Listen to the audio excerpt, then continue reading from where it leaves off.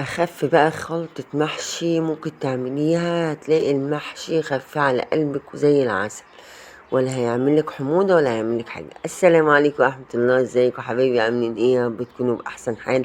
النهاردة في مطبخ أم ياسين على قد الإيد هنعمل خلطة المحشي الخفيفة، تحفة وعسل وطعمها زي السكر وخفيفة جدا في المحشي، ومن غير ما تتعب بطنك ولا تقيلة ولا أي حاجة. نحط عليها كده حبة زيت، يجي نص كوباية زيت كده يا جماعة، علشان البصل لما نحطه، علشان كمان الرز بتاع المحشي يطلع مفلفل كده ايه كويسين. حبة الزيت كده. هناخد بقى يا جماعة، هنجيب بصلتين ونبشرهم او هنحطهم في الكبة، وبعد كده هنحطهم على الزيت. ماشي يا جماعة، دول بصلتين عملتهم في الكبة وحطيتهم في الزيت. يا جماعة الخلطة بتاعتنا النهاردة مفيش تحمير بصل، ما في. بص، اخف خلطة محشي ممكن تعمليها واسرع الناس ممكن متعقدة من المحشي بسبب الخلطة بتاعته وبسبب قعدين وكده. اما احنا النهاردة في مطبخ ام ياسين على قد الايد، مفيش وقت خالص هتاخديه في تحضير الخلطة. هناخد البصلة بتاعتنا وهنحطها على الزيت بتاعنا وبس، على كده. ولا هنستنى لما تتحمر ولا هتستنى لما تصفر ولا اي حاجة، يا دوبك هندبل فيها البصلة كده. وبعد كده هنحط، احنا حضينا الطماطم بتاعتنا. عندك احنا عاملة كيلو رز، الكيلو رز عليه كيلو طماطم، حطي عليه كيلو طماطم. عايزة والله تزودي، بتحبي احمر خالص كده المحشي، تمام مفيش مشاكل. بس انا عاملة كيلو رز، عملت عليه كيلو طماطم وبصلتين كبار. تمام يا جماعة، عشان حبايبنا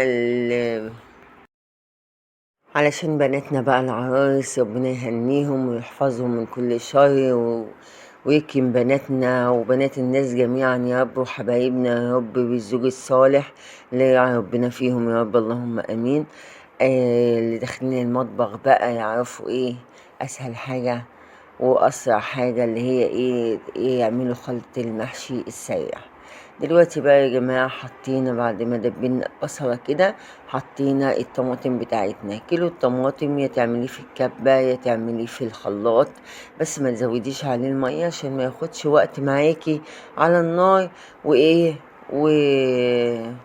واحنا عايزين الحاجة ايه تبقى سهلة شوية، عشان اكتر بناتنا دلوقتي بيشتغلوا، اكتر الامهات بتشتغل، عايزين الحاجة السريعة شوية. تمام، عشان ما نكترش الطماطم المية معانا وهتاخد وقت. المهم وخدنا خلاص عملناها في الكبة بتاعتنا، انتوا هتلاقيها خشنة شوية، بس هي دي بتبقى جميلة قوي، وبتبقى صحية احسن من من الخلاط. وتمام، عندك خلاط تمام، عندك الكبة، مفيش مشاكل خالص. ودلوقتي يا جماعة هنسيبها بقى تتسبك. هنعمل في التوابل، ناقص لها التوابل بتاعتنا ان شاء الله. التوابل عندك ملح، عندك فلفل، عندك وقلاوي، عندك شطة، عندك كمون، عندك كيس المحشي، التوابل اللي من بره. عايزة تحطي زي ما انت عايزة، عندك ماء الدجاج. التوابل دي على حسب المزاج، على حسب اهل البيت بيحبوا بيحطوها. تمام يا جماعة، مش هنتكلم فيها علشان كل بيت بيحب التوابل بتاعته على المحشي بتاعه. تمام، احنا بقى حطينا هنا كمون وحطينا فلفل وحطينا ملح وحطينا شطة. تمام، عندك كزبرة ناشفة. تمام، مفيش مشاكل. دلوقتي بقى هتسبك اهو قدامكم، اتسبكت ما شاء الله، لحد ما بقى ما هنحضر الخضرة بتاعتنا. غسلناها كويس جدا وصفيناها وقطعناها، ودلوقتي هنصب عليها الصلصة بتاعتنا. تمام،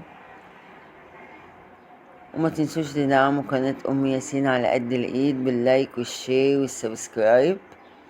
وهنقلب يا جماعة الخلطة بتاعتنا كده، وهنكون غاسلين كمية الرز بتاعتنا، وبعد كده هنحطها على الخضرة والصلصة اللي انتوا شايفينها دي. لا يا جماعة، هقضي كومباية كده متوسطة، متنسوش تدعموا القناة، وبحبكم في الله، والسلام عليكم ورحمة الله وبركاته.